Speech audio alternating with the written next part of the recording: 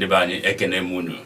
Ana m asị biko daalụnụ ebe ọbụla onye nọ. Ana m asị nke ọbụla onye chi ka ọ zere n'ụbọchị nke taata. Ana m asị na ebe ọbụla bụ onye Igbo, ebe ọbụla ị nọ na-eme ife dị mma, na-achọ ife ị ga-eri, na Chukwu ike abịa ma ga-anọnyere gị na-aga eme gị na ga na-aga n'iru n'ife ọbụla ị na-eme, ma biko na-emekwa nke dị mma ka ọ wedịrị anyị jeine bụ ndị Igbo mma.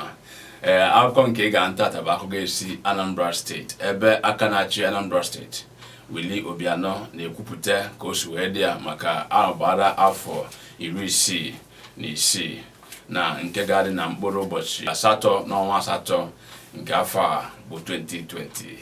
Chetakwa na onye na-akọrọ gị akụkọ a bụ Chidi Ikenna Amobi nke anyị si Igbowood TV ewetara gị. Iwe na-asị gị dododo biko gba mbọ sọskraịbụ na Igbowood TV ka iwe na-enweta akụkọ niile nke anyị na-ewetara gị na Igbowood TV n'asụsụ nke anyị. Anyị na-agba mbọ ewetara gị akụkọ ọbụla obibi ọbụla ọ na-eme, otu ọbụla o si wee dị n'ala Igbo nakwa mba ụwa dum n'asụsụ nke anyị. Wee na-asị biko dododo sọskraịbụ na Igbowood TV ka ị gba mbọ na-enweta ife ọbụla anyị na-ezitere gị na ihe onyonyo ndị a.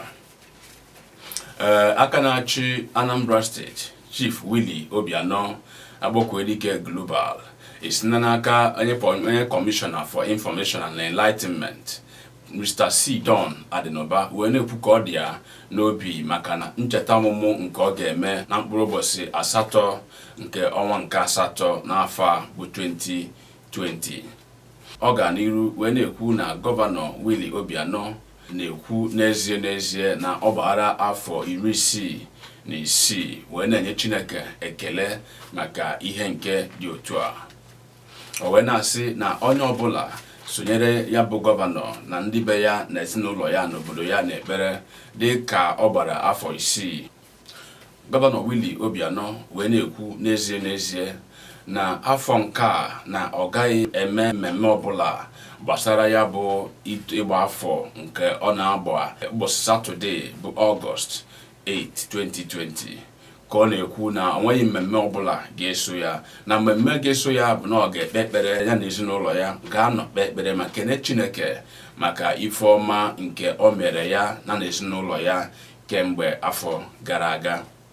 Onye kọmishọna Maazị C. Don Adịnọba gakwa n'iru wee na-asị onye ọbụla ife ọbụla ị ga-eme bụ ikpere ya bụ gọvanọ ekpere maka ndụ ya nakwa agamniru n'ife ọbụla ọ na-eme ya na ezinụlọ ya.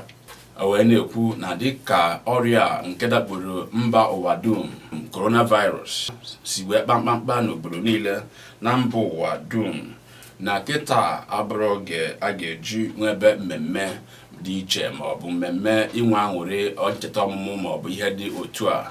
Na kịta bụ oge mmadụ ga-eji bịakwute Chineke nso, ha na-abụrụ nwanne ma mara onwe ha. Na kịta abụrụ oge mmadụ ga-eji si ka eje kwafube ma oriri ma ọṅụṅụ dị iche n'ebe ọbụla n'otu ọbụla.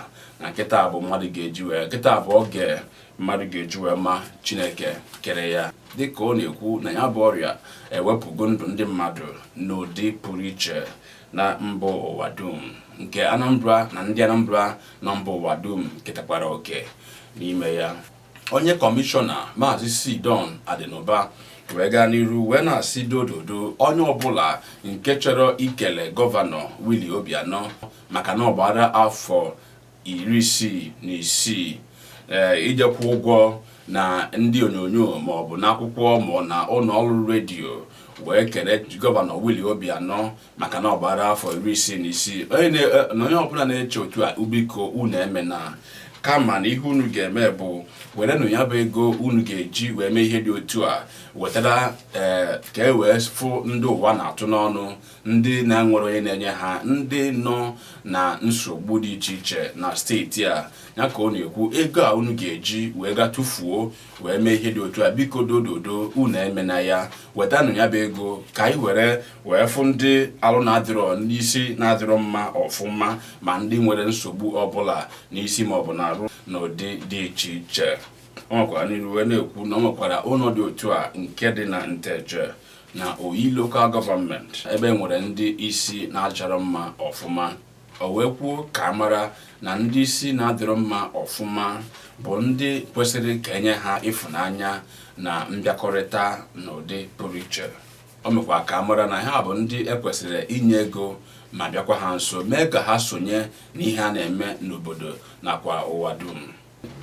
Onye Commissioner for Information and Public Enlightenment Maazị Sidon Adịnụba wee na-ekwu na onye chọrọ itinye ego maọbụ ịkwado maọbụ itinye aka uke wee nyere ndị ụwa na-atụ n'ọnụ maọbụ ndị na-enwere onwe ha ndị isi na-adịrọ mma ọfụma na steeti a anyị ga-eweta ya bụ ego site na Caring Family Enhancement Initiative CAFE nke ewepụtara maka ịdị na-afụ ndị ụwa na-atụ n'ọnụ na steeti a bụ Anambra.